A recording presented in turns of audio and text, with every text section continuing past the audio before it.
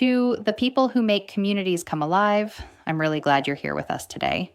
You might not realize this yet, but your online community actually has a floor plan and traffic patterns kind of like a mall, which means sometimes your members are basically just lost in the food court looking for the right door. Welcome to the Engagement Playbook, where every Tuesday we explore how communities grow, connect, and come alive. I'm Kailah Romine, founder and CEO of Kannect, where we build technology that helps organizations connect, communicate, and collaborate better with their community members. Today, we're talking about something most people feel but rarely name: the real architecture of digital communities, not just the pretty design, not just the colors and logos. We're talking about the structure underneath it all, the way your groups are set up, the paths people walk to find information, the systems that guide engagement, the invisible rules that shape member behavior. We're going to talk about community architecture, digital community structure, engagement systems, member behavior, online community frameworks, and what actually sits behind thriving communities. Let's take this one moment at a time. When you think of architecture, you probably picture buildings, walls, doors, staircases. Someone sat down and decided, this is the entrance, this is where people wait, this is how they move from here to there. Digital communities have that too. You just can't see it right away. But your members feel it every time they log in. If the architecture is clear, they feel calm. They know where to go, what to do, and who to talk to.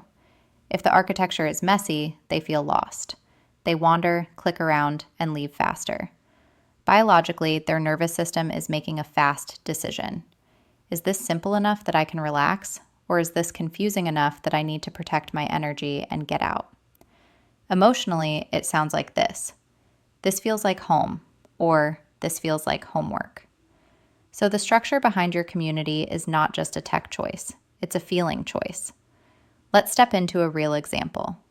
Imagine a school that launches a digital portal for families. In version 1, everything lives in one busy feed.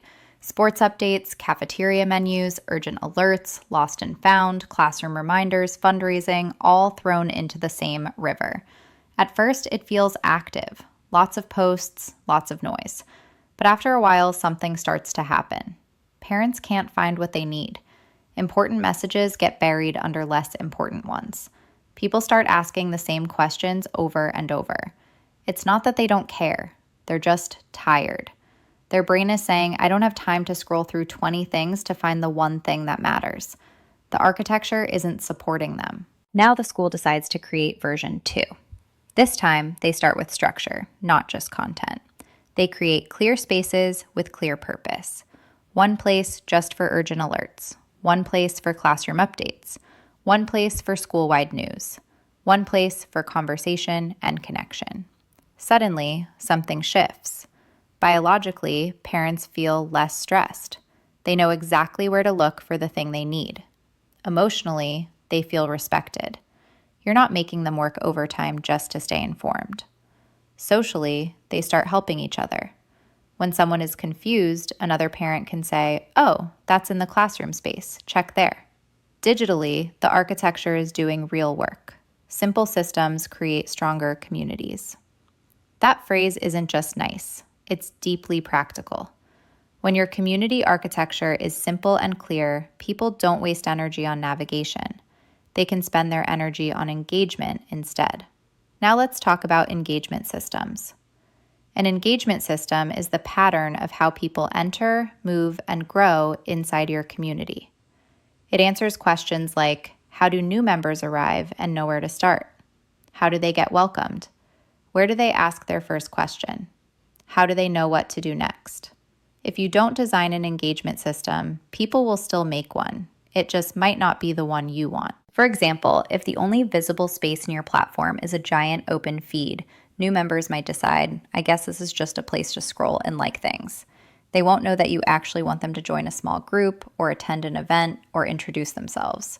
They're not ignoring you. The architecture is. Now picture this with me for a moment.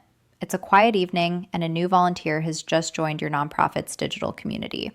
They're sitting at home, phone in hand, a little nervous but hopeful. They tap the link you sent. In a confusing system, they would land in the middle of everything. They would see old posts, inside jokes, random announcements, no clear path.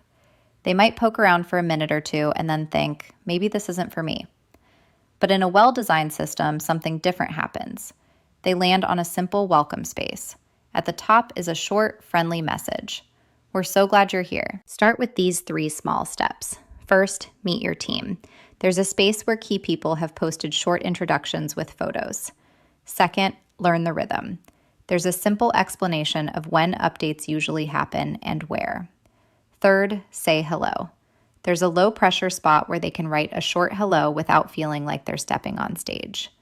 The structure is guiding them gently. They're not dumped into a crowd. They're walked across a bridge. Biologically, their body relaxes. This doesn't feel like a test. Emotionally, they feel wanted, not random. Behaviorally, they take a small step in, then another, then another. That's engagement by design, not by accident. Now let's talk about member behavior and why structure shapes it so much. People do what the space makes easy. If your platform makes it easy to complain and hard to celebrate, you'll get more complaints. If it makes it easy to talk at people and hard to talk with people, you'll get more announcements than connection. If it makes it easy to get lost and hard to find help, you'll get more silent dropouts. The good news is that the opposite is also true. If you make it easy to ask for help, people will ask more. If you make it easy to share wins, people will encourage more. If you make it easy to welcome new members, people will include more. Architecture shapes habits. Now let's zoom out for a moment. Every digital community has a framework, even if no one ever wrote it down. There's a way people enter, there's a way people level up, there's a way people leave. The healthiest communities pay attention to all 3. For entrance, they create a gentle on-ramp. No one is thrown into the deep end. There's a clear start here moment. For leveling up, they create pathways.